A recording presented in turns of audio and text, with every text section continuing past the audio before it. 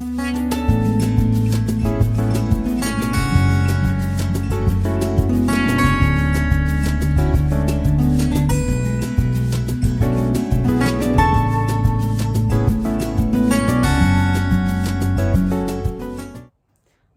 my name's Laura. Welcome to my channel. And I'm doing a video today talking a little bit about my raw vegan journey and some personal things that I went through and some physical things that I went through. And this isn't just to talk about myself. This is to show people that there are a lot of things that happen in life and can change at the blink of an eye, and that, you know, you can venture through a raw vegan journey, even if you slip on a raw vegan journey, or, you know, every day is, like I said, it's a new challenge. And I've had a lot of people ask me about my journey, like some of the things that I went through and things. So I'm just going to start off by saying that in the beginning of the raw vegan lifestyle, I really didn't feel like I went into this just feeling like all of a sudden I felt like $1,000,000. I went through a lot of changes during that first year. And I believed in this lifestyle due to a lot of the inspirers out there that I had been looking at and seen a lot of the changes, like Marcus Rothkranz and Kara, and people like Annette Larkins and John Kohler, and, you know, people like that keep me inspired all the time. Anybody who is journeying through this lifestyle, whether they are in the beginning or, you know, whether they've been on it for years, inspires me in some form or fashion. So those were some of the inspirers that I had earlier on, and I didn't really know anything about how to start a raw vegan lifestyle. I knew that I should eat fresh fruit and vegetables and things, but it took a lot of turns in my life and a lot of tweaking different things in order to realize what my body was going to adapt to. Now, when I went through that first year, I did start to feel a lot of brain fog lifting. I did have days that were more often than other days that I felt better than I ever had. So that was kind of an encouragement to me to feel like, okay, if this is going to get like this and I'm going to feel like this better more days, more often as I go along, then this is a good start, because I still felt better more days than I ever had before I went on a raw vegan lifestyle. And I knew that this was the way to go for me, and there was nothing to stop me from thinking that anything was going to be any different that I was going to do. So I just had to figure out how I was going to have it in my lifestyle, how I was going to put up with the fact that everybody around me doesn't eat like this, the fact that I have a business to run and I have to figure out what I'm going to do about food. So what I was doing was I was just, every day I was going and getting fresh produce, and I would just bring salads to work all the time. It took me a lot more time. It was sometimes a little bit nerve-wracking because there was a lot of extra things for me to do, and I had to figure out how to be ahead of my plan all the time. And it was something that I wasn't quite used to yet. So it took me a little bit of time. And, you know, it wasn't until I got through the first year on a raw vegan lifestyle that I had a big thing happen in my life that was absolutely life-changing for me. And that was the fact that my husband and I were in a major wreck, and it was a head-on collision, and I hit my head on a airbag and had a brain bleed. I busted the vertebrae in my back, 2 vertebrae in my back. I broke ribs, and my husband sustained injuries also. So I ended up in the hospital, of course, with a brain bleed. They were monitoring my brain. I had a bleed the size of a pea. It wasn't real big. They were hoping that it would just disintegrate. And luckily for me, it did, but I was still in there for like 3, almost 4 days or so. And, you know, trying to breathe and things because of my ribs also. And, you know, them watching that and me having to go through all these tests. And it was very, very difficult to be a year into raw veganism and be sitting in the hospital. And, you know, they tried to pump me up with all this medication and I wouldn't take it. I felt like I was dead, but I would not take it. And they did not like that. My husband did have the white willow that I take. I take white willow whenever I need something for pain relief, very, very seldom. And I decided that this was what I was going to take, and he had that there in the hospital, and I told them that's what I was taking, and they didn't want me to take that. They wanted me to take synthetic medications. And I wouldn't do it. Of course, hospital food wasn't something I was going to eat, so there was a nice lady in there that used to bring me bananas and apples, and I lived for 4 days in the hospital on bananas and apples. They were not organic. And, you know, of course they weren't. And, you know, I just peeled the apple skin and I ate the apples and I ate the bananas. And I figured that that was a lot better than me eating hospital food. So I was really, my mindset was definitely set that this was the way that I was going to live. That if I could make it through this, I could make it through anything. So I also had to wear a crab shell for my back, and I still had to work under these circumstances because my husband is disabled and we don't have a lot of income. And I'm here to say that I don't have a lot of income. I am not somebody who makes lots and lots of money, and that I have had to kind of budget myself to a certain degree. But even on a budget, I was still able to find a way to live on this raw vegan lifestyle without going off of it. If I had to eat less, if I had to water fast, which I've done that when I couldn't afford food, and I wouldn't suggest other people doing that because I think that water fasting could be really dangerous, and I don't have the income to go into a place and do these things. So I did all my detoxing and all of the things that I do on my own. And like I said, I wouldn't suggest that for other people. When I went on a 7-day water fast, which was shortly after my wreck, I felt very, very weak. But I also recovered very quickly after the water fast. My back was killing me when I did the water fast, and it was a little while after the wreck that I decided to do the water fast. It wasn't like when I came home from the hospital or anything like that. But I know that the water fasting really healed my back very rapidly, and I know that staying on the raw vegan diet healed me very rapidly. My husband had a very, very slow recovery compared to me. He does live on a standard diet, and, you know, for me, I don't know for anybody else, I just know for me that I know that that is what healed me a lot quicker than I would have.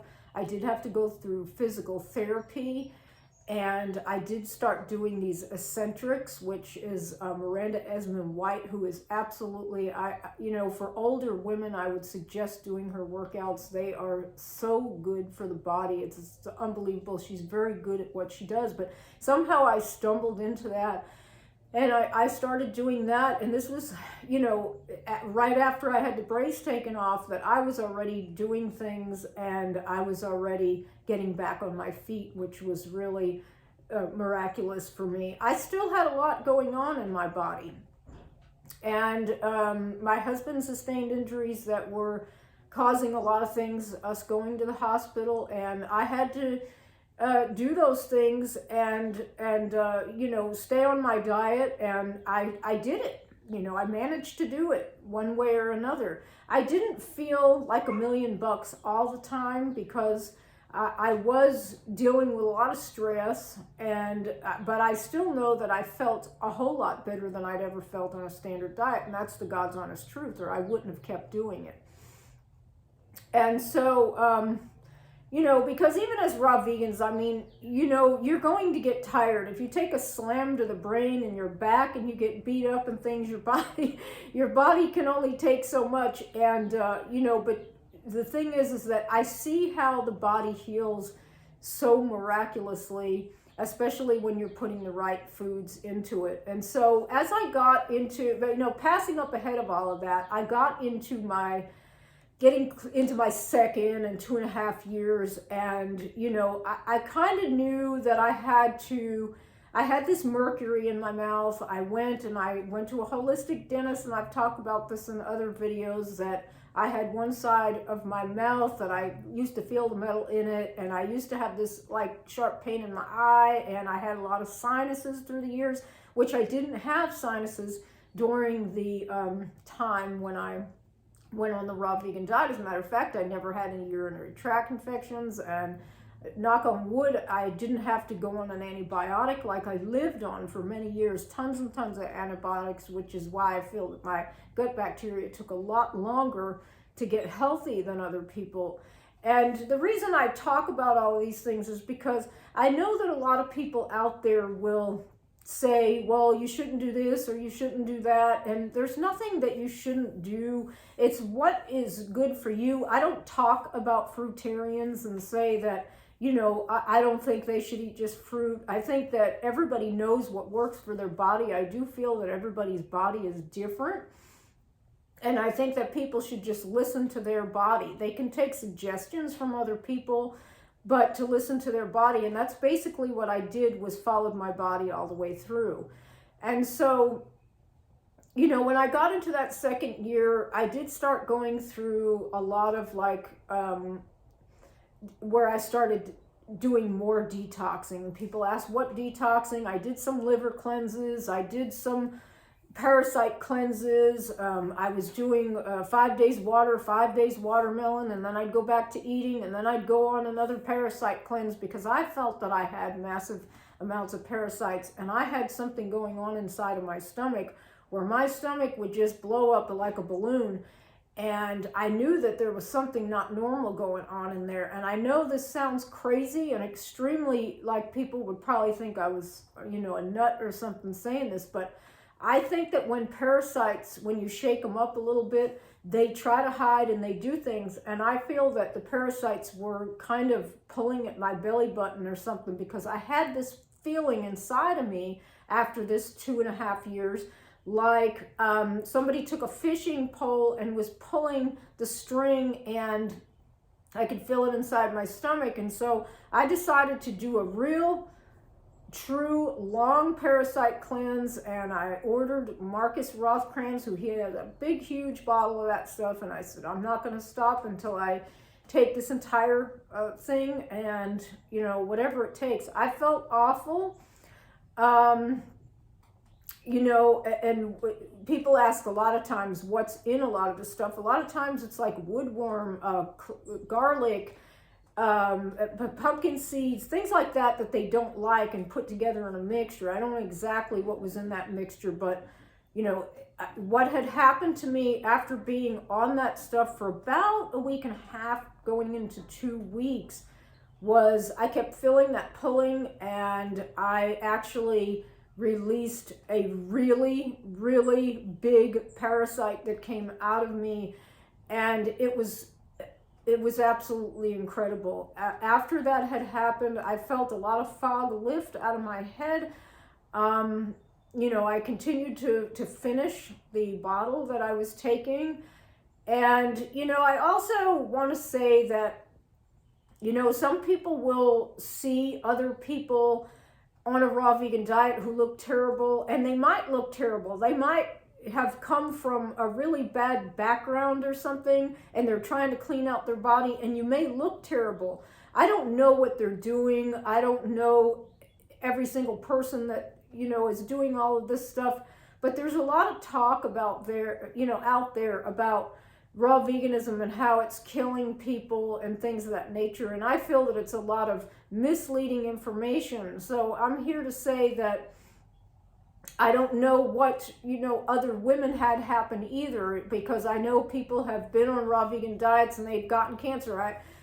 I don't know the answers to all of that stuff because I'm not really a doctor, and I don't think even doctors know. I just know that what it's done for my life, and I know my journey and what I went through, and I like listening to other people's journeys. Things like cancer and some of these illnesses that are out there in the world are very complicated. And we don't know what genes have going, and we don't know what kind of stuff we were around in our childhood, what kind of foods we ate, and how it affected us, and so many different things. And who's to say that a raw vegan diet wouldn't pull something out that you've already was going to and brought it to a head sooner? I don't know. I don't have the answers. There's things I've thought about and I've wondered about, and we all like to talk amongst each other and try to figure these things out. But I know that I was getting better and better as time went on, and I'm here to try to encourage people to, if you have the desire to do this and you have fear, that, fear-based society is a lot of the things that will make you really feel, when you're not feeling good, like you will get more fearful, especially if you're going through juice fast or water fast. The fear will just jump all over you because it's just not the standard way that we were raised, and, our different ethnic backgrounds and the things that we do.